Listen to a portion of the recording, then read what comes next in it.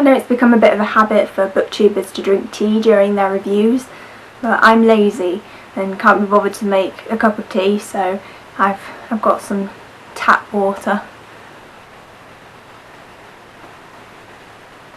Ah, British.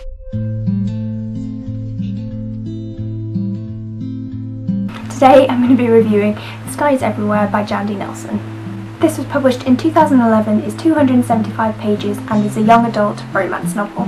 The story centres around a 17-year-old girl called Lenny who loses her sister Bailey to a heart attack, and the book is basically her having to deal with her sister's death, having to move on and just coming to terms with what's happened to her basically. There are also two boys in the story, Joe, a new boy in town, and Toby, who is Bailey's boyfriend.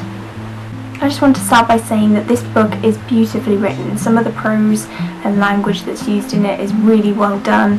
It's got really poetic language, it's really emotional at times, and it can be really funny as well. There's just lots of different moods, and I thought the author did that really well. The main character is Lenny, and the other main characters in the book are the new boy Joe and Bailey's boyfriend Toby.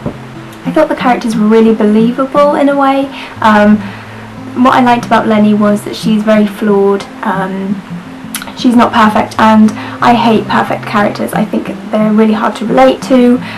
They're really just not believable, and I just don't like reading perfect characters. I think they have to have some kind of flaw in them, otherwise they just don't feel real. And what I liked about Lenny is that she is incredibly flawed, even maybe a little bit too flawed. What I did find about Lenny is that she did annoy me a little bit throughout the book. Some parts of the novel she just doesn't seem to be a very likeable character. For instance, she completely ignores like her best friend for most of the novel.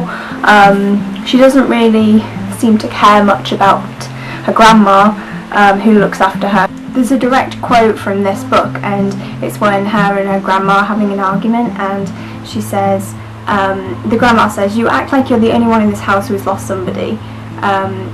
You haven't once asked me how I'm doing. Did it occur to you that I might need to talk?" And I think that's quite representative of their whole relationship through the novel.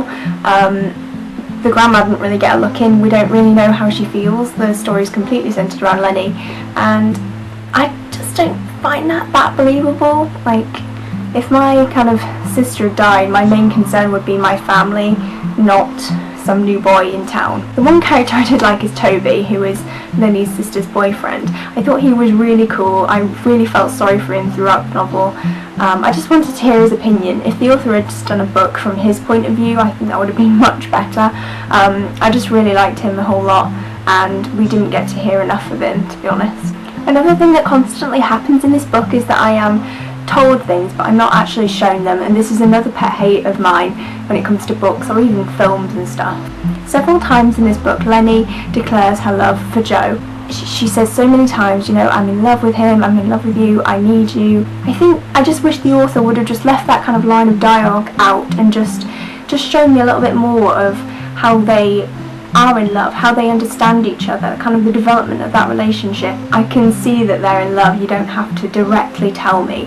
And that's just a little pet peeve that I have about books, and it was in this book quite a lot, which kind of annoyed me. I feel like I'm being really negative about this book, but I did give it 4 stars because I really enjoyed it.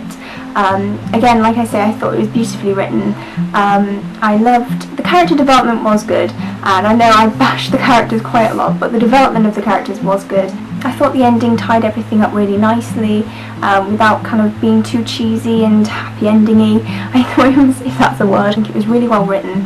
If the author had just focused on the grief aspect and the tragedy aspect, I think it could have been really super duper good. But I think she just kind of cheapened it a little bit by throwing that romance in there, and I don't think it needed it, to be honest. So that's my review for The Sky is Everywhere. I hope you enjoyed it. I hope you're all having fantastic weeks, and I will see you in my next video. Bye!